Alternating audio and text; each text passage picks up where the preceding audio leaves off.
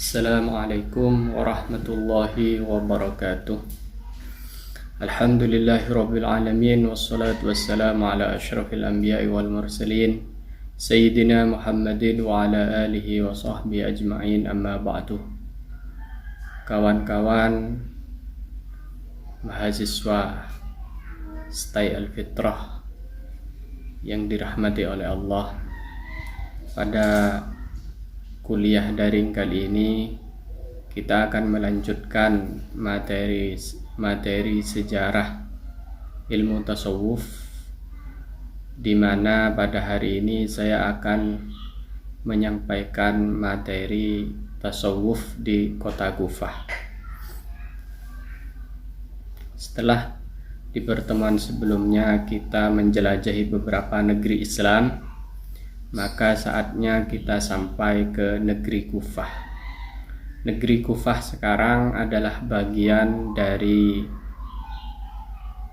Irak, dari salah satu kota di Irak. Nah, Kufah ini termasuk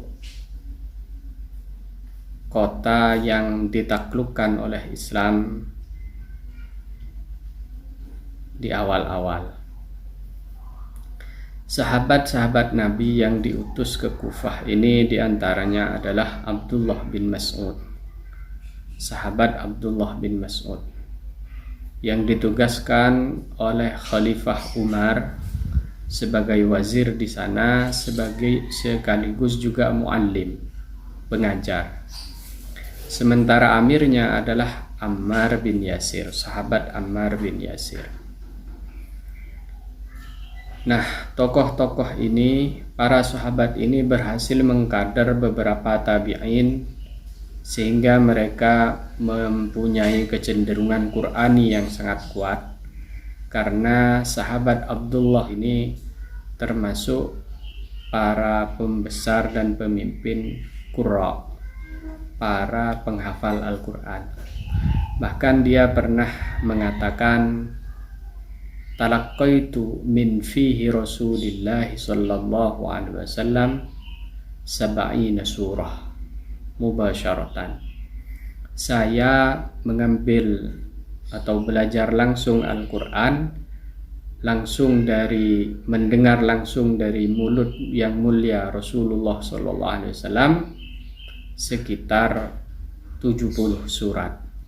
Ini menunjukkan bahwa sahabat Abdullah bin Mas'ud memang dikader oleh Rasulullah SAW sebagai ahlul Quran,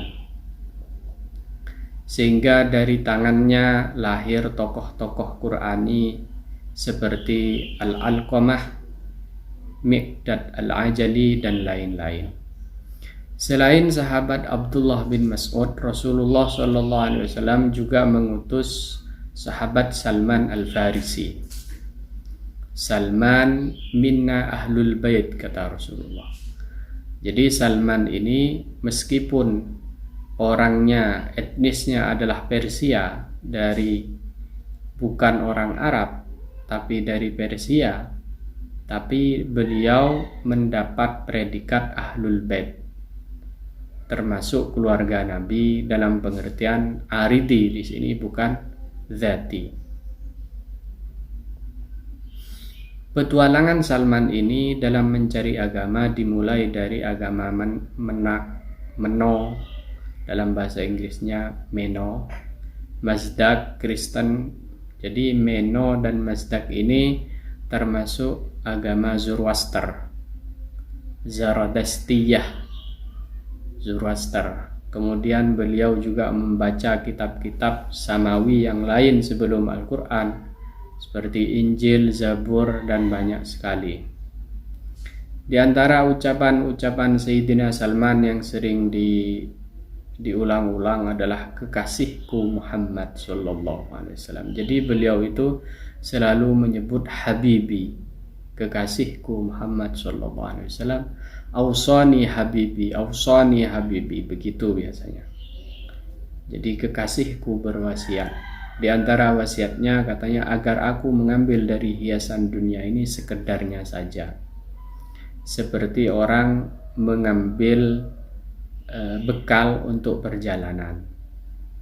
Di antara murid Salman Al-Farisi adalah Sa'sa'ah bin Sauhan. Sa'sa'ah bin Sauhan. Salman ini, sahabat Salman Al-Farisi, dipuji oleh hampir semua kalangan. Syiah, baik Syiah Ismailiyah, Druz itu agama yang sekarang masih hidup di ketinggian Golan ataupun di sekitar Libanon. Bahkan ada salah seorang orientalis pengkaji tasawuf yang sangat terkenal, yaitu Louis Massignon. Dia menempatkan Salman ini seakan-akan dideskripsikan seperti layaknya Yesus di dalam Kristen. Siapa Ibnu Mas'ud? Ibnu Mas'ud ini seperti yang tergambar di awal adalah seorang yang ahli di dalam bacaan Al-Quran. Bahkan beliau memberi kesaksian tersendiri sebelum sahabat Zaid bin Sabit, salah satu tokoh Quran yang masyhur di kalangan sahabat, mengaji Quran, kata beliau. Sahabat Zaid masih main-main dengan anak-anak kecil, artinya masih muda. Saya sudah belajar langsung kepada Rasulullah dan membaca hampir 70 surat Al-Quran langsung, mendengar langsung dari mulut Rasulullah SAW yang mulia. Beliau juga tercatat sebagai orang yang masuk Islam nomor 6. Beliau dengan bangga mengatakan sadisuman aslam. Penyebab masuk Islamnya unik. Pada suatu waktu Ibnu Mas'ud ini mempunyai kerjaan pengembala kambing dari seorang kafir Quraisy bernama Uqbah bin Abi Mu'aid. Jadi beliau mengembala kambing milik Uqbah bin Abi Mu'aid. Suatu saat Rasulullah bersama Sayyidina Abu Bakar melewati tempat gembala kambingnya Ibnu Mas'ud. Kemudian Rasulullah kehausan setelah berdakwah keliling. Beliau kehausan dan memanggil anak muda ini, "Ya gulam, hei anak muda, apakah kambing-kambing ini punyamu?" "Tidak," kata Ibnu Mas'ud. "Saya sangat kehausan, kalau boleh saya mau minta susunya." "Saya tidak mungkin memberikan," kata Abdullah bin Mas'ud, "karena ini bukan milik saya." "Baik, kalau berdemikian," kata Rasulullah, "tunjukkan ke saya mana kambingmu yang sudah tidak bisa diperah susunya." Artinya dia tidak produktif. Kemudian ditunjukkan oleh sahabat Abdullah bin Mas'ud, dan kambing yang sebenarnya sudah tidak produktif itu oleh mukjizat Rasulullah SAW dipegang, kemudian mengeluarkan susu kambing, dan dari situlah Rasulullah kemudian meminumnya. Melihat kejadian ini, sahabat Abdullah bin Mas'ud langsung masuk Islam. Jadi sahabat Abdullah bin Mas'ud ini mendapat posisi yang istimewa di dalam Islam.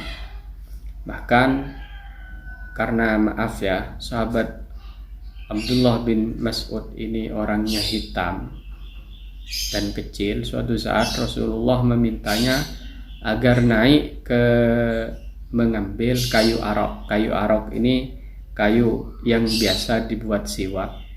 Kemudian betis sahabat Abdullah bin Mas'ud ini terlihat karena kecil. Banyak sahabat yang lain menertawakan. Kata Rasulullah, "La tahza, janganlah kalian ejek, karena kedua kaki Abdullah bin Mas'ud ini afqalu fil mizan min Uhud." Afqalu fil mizani min Uhud, lebih berat timbangannya di mizan kelak daripada gunung Uhud. Ini sahabat Abdullah bin Mas'ud. Nah, banyak sekali ucapan-ucapan hikmah sahabat Abdullah bin Mas'ud. Di antaranya beliau pernah mengatakan, laisal ilmu bi kathratir riwayah, walakinnal ilmu al khasyatu. Walakin al ilmu al khasyatu. Laisal ilmu bi kathratir riwayah. Ilmu itu bukan yang dihafal. Walakin al ilmu al khasyah, atau walakin al ilma al khasyatu. Tapi ilmu itu adalah takwa atau perasaan takut kepada Allah. Itulah ilmu. Al ilmu khasyah kulluh yu'raf bidzaka ahluh. Begitu beberapa kaum salaf yang sangat terkenal. Kenapa? Karena Al-Quran jelas mengatakan innama yakhsyallaha min ibadihil ulama'u. Jadi ciri-ciri yang paling melekat pada ahlul ilm, orang yang punya ilmu, itu adalah al-khasyah, rasa takut, khauf, hati, sehingga rasa takut ini mengantar kepada hati-hati. Beliau juga pernah mengatakan wailun liman la ya'lam, neraka wel atau celaka bagi orang yang tidak punya ilmu. Walau sya'allahu la'allamahu, seandainya Allah berkehendak pasti mengajarkannya ilmu.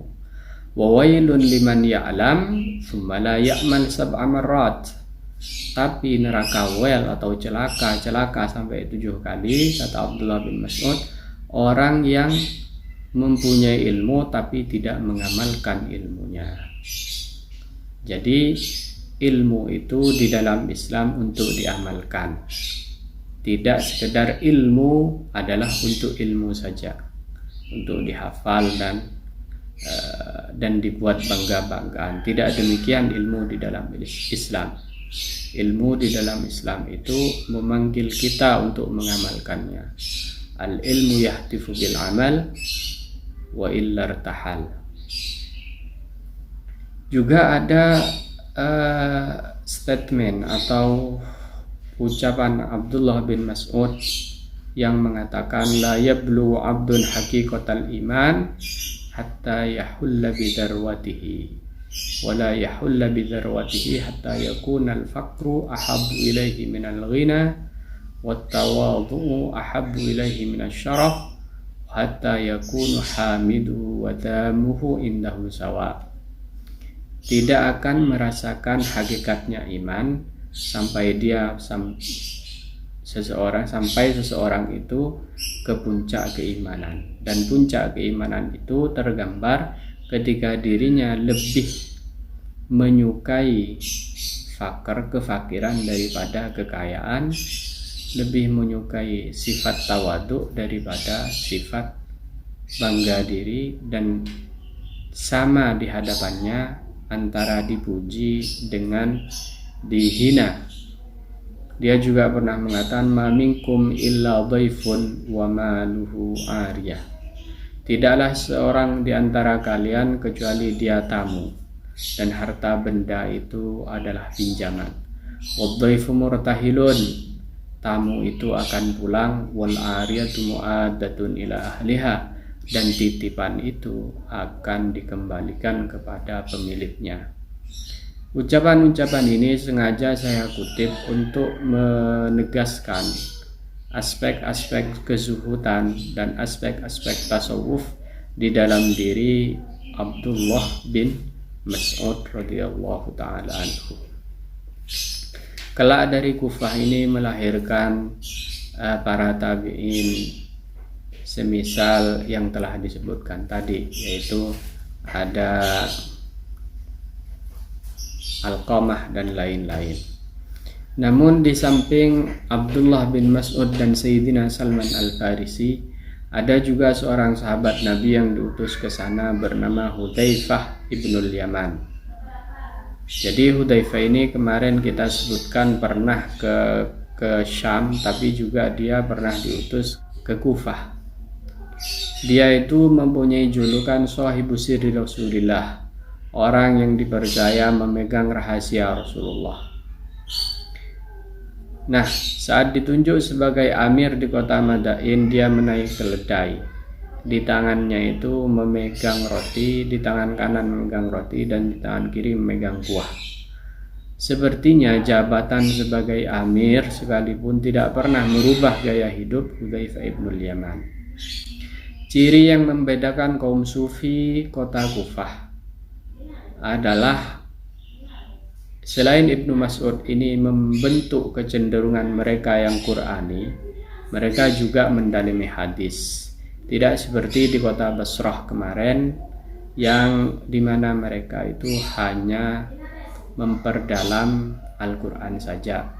Tapi tidak, di Kufah ini mereka juga memperdalami ilmu hadis. Tokoh-tokoh setelah sahabat ada Masruq Al-Hamadani. Dia mengatakan cukup sebagai sebuah kebodohan bagi seorang yang bangga pada amalnya. Ini adalah bentuk konsep nafsul lawamah.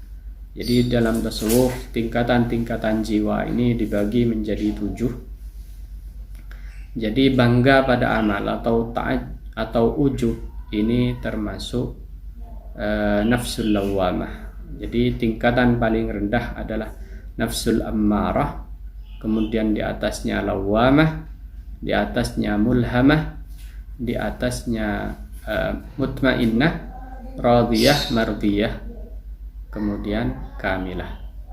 Jadi bentuk ujub atau bangga diri pada amal itu masih di tingkatan nomor 2, yaitu nafsul lawamah.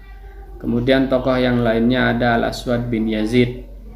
Dia ini terkenal dengan mendekatkan diri pada Allah dengan menyiksa jasad, baik puasa, sehingga dalam riwayat disebutkan mukanya itu menguning alias pucat. Ketika ditegur oleh keponakannya, dia mengatakan supaya nanti saya bisa menikmatinya di akhirat. Alqamah bin Qais, tokoh ketiga, yaitu seorang keponakan Al-Aswad. Ibnu Mas'ud pernah memuji Alqamah bin Qais ini, mengatakan tak ada orang yang saya kenal seperti Alqamah, karena Alqamah ini mewarisi seluruh ilmu dari saya. Tak ada yang saya baca dan saya ketahui kecuali Alqamah pasti mengetahuinya. Tokoh lainnya ada Ar-Rabi' bin Khaytham, murid spesial Ibnu Mas'ud. Ketika Ar-Rabi' bin Khaytham ini masuk, maka Ibnu Mas'ud biasanya akan menutup pintu dan hanya berdua dengan sahabat Ar-Rabi', muridnya Ar-Rabi' ibnul Khaytham. Dia pernah dipuji oleh gurunya Ibnu Mas'ud, mengatakan seandainya Rasulullah melihatmu, dia pasti menyukaimu.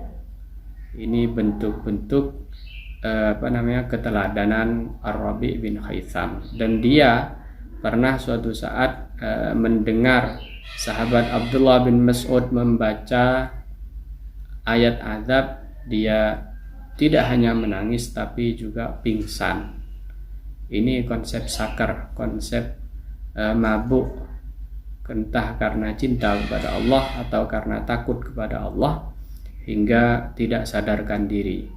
Ini konsep-konsep yang sudah ada dan memiliki akar yang kuat serta tradisi yang berlangsung di kalangan sahabat maupun murid-muridnya tabi'in. Kemudian tokoh yang tidak kalah penting yang lain adalah Sayyidina Sufyan Ats-Tsauri. Sufyan Ats-Tsauri ini seorang ulama sekaligus zahid.